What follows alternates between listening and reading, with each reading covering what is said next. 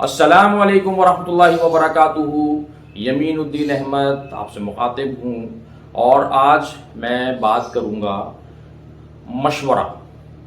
مشورہ ہمیں کب کرنا چاہیے، ہمیں کس سے کرنا چاہیے۔ یہ بہت امپورٹنٹ موضوع ہے، اس لیے کہ انسانی زندگی کے اندر ہم سب لوگوں کو اپنے مختلف معاملات میں مشورہ کرنے کی ضرورت پڑتی ہے، لیکن بہت سارے لوگوں کو اس بات کا صحیح سے ادراک نہیں ہوتا کہ ہمیں کس معاملے میں مشورہ کس سے کرنا چاہیے، کب کرنا چاہیے، اور مشورہ کرتے ہوئے کن باتوں کا خیال رکھنا چاہیے۔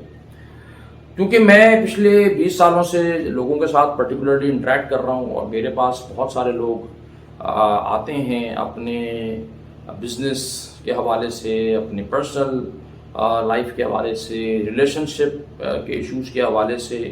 تو ایک بات جو میں نے over a period of time notice کی ہے، وہ نوٹس میں نے یہ کی ہے کہ بہت سارے معاملات جب میرے پاس آتے ہیں اور میں اس میں کوچنگ کے پروسیس میں یا کاؤنسلنگ کے پروسیس میں ہوتا ہوں، کنسلٹیشن کے پروسیس میں، تو میں یہ بات ریئلائز کرتا ہوں کہ جو معاملہ اصل میں تھا وہ کافی بگڑ چکا ہے۔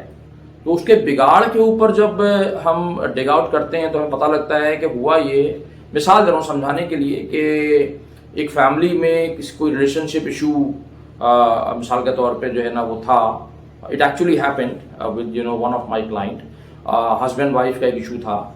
اب وہ ایشو تھا، کمپیٹیبلٹی کے کچھ ایشوز ہو جاتے ہیں، اس میں جو ایشوز تھے وہ اتنے بڑے نہیں تھے، لیکن ان ایشوز کے اندر خرابی اور بگاڑ بڑھ گیا، اور اس کی وجہ یہ تھی کہ جو ہسبینڈ تھے اس کیس میں اور جو وائف تھیں، ان دونوں نے جن لوگوں سے مشورہ کیا اور ان کو جو مشورے ملے وہ اتنے عجیب تھے اور وہ اتنے غلط تھے کہ جس کی وجہ سے ریلیشن شپ بہتر ہونے کی بجائے وہ فردر خراب ہو گئی، اور اس کی وجہ سے جو پورا خاندان تھا وہ ایک سمجھیں کہ ایک ایسے دوراہے پہ یا ایک ایسے موڑ پر آ گیا، کنارے پر، کہ جہاں پر جو ہے نا وہ بریک ڈاؤن ہونا تھا، اور فیملی میں بچے بھی تھے۔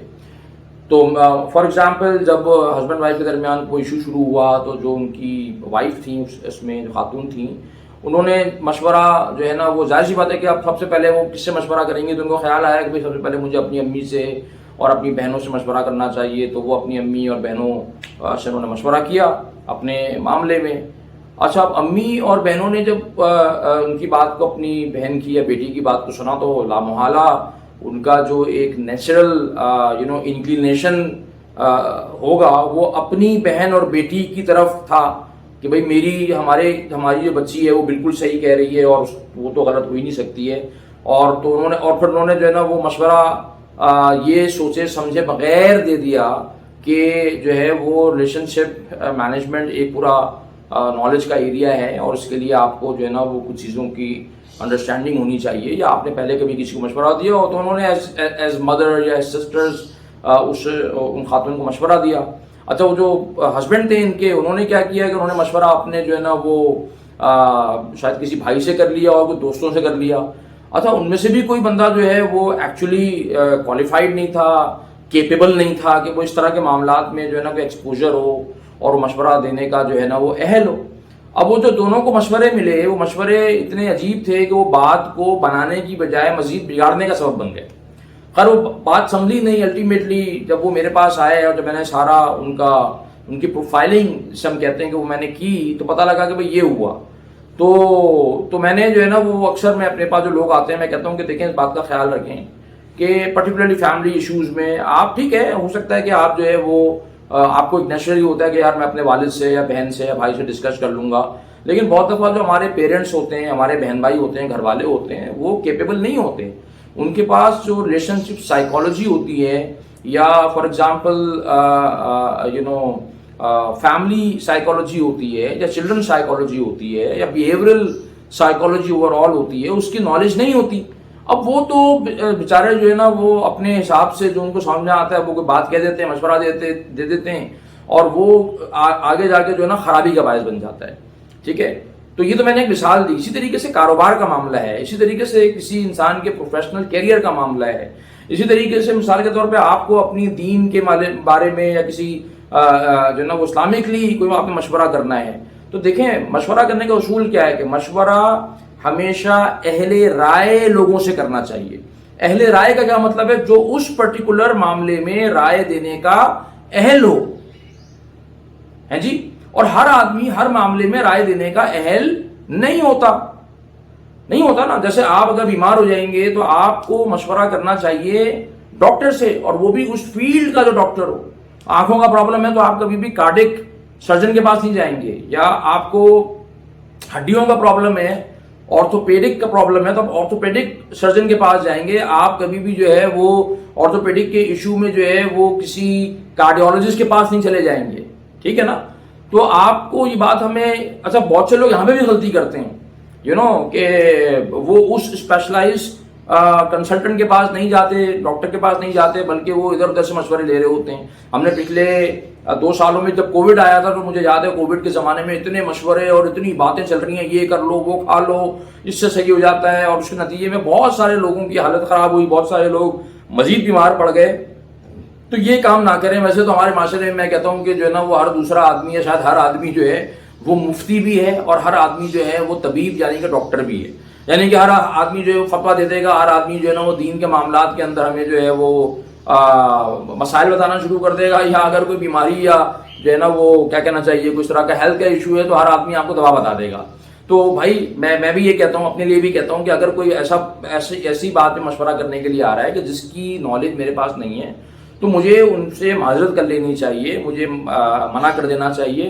اور اگر میں جانتا ہوں تو مجھے کسی ریلیونٹ اہل رائے شخص کے پاس بھیجنا چاہیے. اور وہ اہل رائے شخص جو ہے وہ اگر اس معاملے میں مشورہ دینے کی اس کے اندر کیپیبلٹی ہے, اس کا ایکسپیرینس ہے, اس کی نالج ہے, تو اس کو اس میں اپنی علمی دیانت کے مطابق جو ہے انٹلیکچوئل آنیسٹی کے مطابق مشورہ دینا چاہیے, ایڈوائز دینی چاہیے. اب اس کی کوئی ایڈوائز کی فیس ہے یا جو بھی ہے وہ اپنی جگہ پر ہے بولے, لیکن مشورہ جو ہے نا وہ دینا چاہیے. نہیں دے سکتے تو آپ معذرت کر کے جو ہے نا وہ ان کو کہیں اور ریفر کر دیں جو اس مشورے کو دینے کے اہل ہیں. اور میں گھر والوں کو بھی کہتا ہوں کہ بھائی آپ صرف اس لیے مشورہ نہ دے دیں کوئی بھی کہ بھئی یہ ہمارا فیملی ممبر ہے, ہمارا بچہ ہے. آپ پہلے یہ دیکھیں کہ یار میرا بچہ مجھ سے جو مشورہ مانگ رہا ہے, کیا میں وہ مشورہ دینے کا خود اہل ہوں؟ اور اگر میں اہل نہیں ہوں تو مجھے اپنے بچے کو لے کے کسی اہل رائے شخص کے پاس جانا چاہیے, کسی سے ٹائم لینا چاہیے, کہیں جا کے مجھے جو ہے نا وہ بات کرنی چاہیے. کیونکہ ہم بہت دفعہ اپنی کم علمی کی وجہ سے غلط مشورہ دے دیتے ہیں, اور غلط مشورے کے نتیجے میں تو فیملی ریلیشن شپ کا لاس ہو جاتا ہے, کیریئرز کے اندر لاس ہو جاتے ہیں, بچے غلط فیلڈز جو ہے نا وہ چوز کر لیتے ہیں اپنے پروفیشنز کے اندر. بزنس کے اندر میں بہت کامن دیکھتا ہوں, ہماری جو بزنس کمیونٹی کے اندر جو ہے وہ لوگ اپنے جو ہے نا وہ اچھے خاصے جمائے بڑے بڑے بزنسز جو ہے نا وہ غلط لوگوں سے مشورہ کر کے جو ہے نا اس میں مسائل جو ہے نا وہ کریٹ کر لیتے ہیں, یا وہ مشورہ کرتے ہی نہیں ہیں, یا خود ہی وہ کچھ سوچتے رہتے ہیں. تو دونوں صورتیں جو ہے یہ صحیح نہیں ہیں. ٹھیک ہے, مشورہ ہمیں کرنا کیوں چاہیے؟ اس لیے کہ دیکھیں یہ تو اللہ تعالیٰ کا حکم ہے. اللہ تعالیٰ فرماتے ہیں وَشَاوِرْهُمْ فِي الْأَمْرِ, اپنے معاملات میں مشورہ کر لو. وَشَاوِرْهُمْ فِي الْأَمْرِ فَإِذَا عَزَمْتَ فَتَوَكَّلْ عَلَى اللَّهِ, اپنے معاملات میں مشورہ کر لو, اور جب فیصلہ مشورے کے نتیجے میں ایک ہو جائے, فیصلہ کر لو, تو پھر اس کے اوپر جم جاؤ پورے عزم کے ساتھ, ارادے کے ساتھ, مضبوطی کے ساتھ, اور پھر نتیجے کے لیے اللہ پر توکل کرو, اللہ پہ بھروسہ کرو. تو ہمیں یہ حکم پورا کرنا ہے, لیکن حکم پورا کرنے کا مطلب یہ نہیں ہے کہ میں اندھا دھن بے دیکھے بے سمجھے کسی سے ہی مشورہ کر لوں. تو اس بات کا خیال رکھیں تو آپ کو زندگی میں نقصان انشاءاللہ کم ہوگا. ادروائز جو ہے وہ وقتاً فوقتاً نقصانات اٹھانے کے لیے, پریشانی اٹھانے کے لیے تیار رہیں. اللہ تعالیٰ جو ہے وہ ہمیں صحیح لوگوں سے صحیح وقت پر صحیح مشورہ کرنے کی توفیق عطا فرمائے. امید کرتا ہوں کہ آپ کو اس سے فائدہ ہوا ہوگا. آپ یہ ویڈیو شیئر کیجئے, اور مجھے فیس بک, انسٹاگرام, ٹویٹر, یوٹیوب پر فالو کر سکتے ہیں آپ. Thank you very much. انشاءاللہ اگلی ویڈیو میں ملاقات ہوگی. السلام علیکم ورحمۃ اللہ وبرکاتہ.